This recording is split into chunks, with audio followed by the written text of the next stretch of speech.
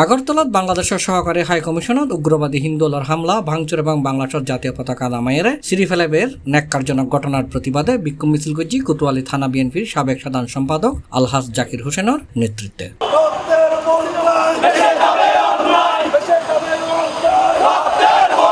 ডিসেম্বরের ৩ তারিখ মঙ্গলবার চট্টগ্রাম নগরীর কোতোয়ালি মুরুদ্দুন মিছিল শুরু হয়ে লালদিঘির ময়দানে আবার কোতোয়ালি মুরুদ যায় বিক্ষোভ মিছিল শেষ হয়। আমরা অসুস্থ শরীর নিয়ে এখানে উপস্থিত হয়েছি। আমরা কোনো আওয়ামী সন্ত্রাসীরা ইস্কনের বেশ ধরে এবং আনসারের বেশ ধরে যে কোনো বেশ ধরে রাজপথে আসবো, আমরা রাজপথে তাদেরকে প্রতিহত করবো ইনশাআল্লাহ। প্রশাসন আমাদেরকে যখন বলবে তখন আমরা রাজপথ পাহারা দেব।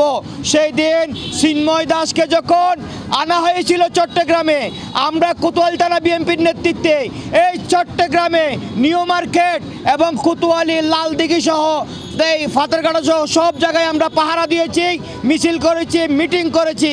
আগামীতেও যখন কঠিন পরিস্থিতিতে আজকে থেকে আমরা সাবেক হয়ে গিয়েছি, আমাদের পথ থাকুক বা না থাকুক, দলের প্রয়োজনে যখন আমাদেরকে রাজপথে ডাকা হবে ইনশাআল্লাহ আমরা রাজপথে উপস্থিত হব। যে কোনো পর্যায়ে এই আওয়ামী সন্ত্রাসীদেরকে রাজপথ থেকে প্রতিহত করা হবে।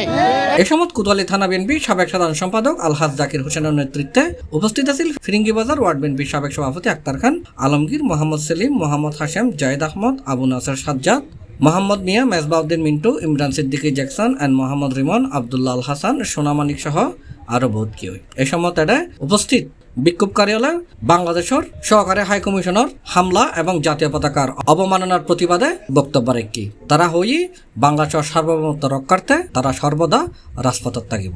রাজপথে ছিলাম, রাজপথে থাকবো আগামী নির্বাচন পর্যন্ত, যতক্ষণ পর্যন্ত না নির্বাচিত সরকার এই বাংলাদেশে প্রতিষ্ঠিত হয়। ৯৬ সালে আমরা যখন ঢাকা গিয়েছিলাম, নানান মানুষ নানান পথ, দেশ বাঁচাতে ঐক্যমত। এখন আজকে আমি বলতে চাই, নানান মানুষ নানান মত, দল বাঁচাতে ঐক্যমত। এই দল বাঁচাতে ঐক্যমত সৃষ্টি করতে হবে। C plus Chittagong.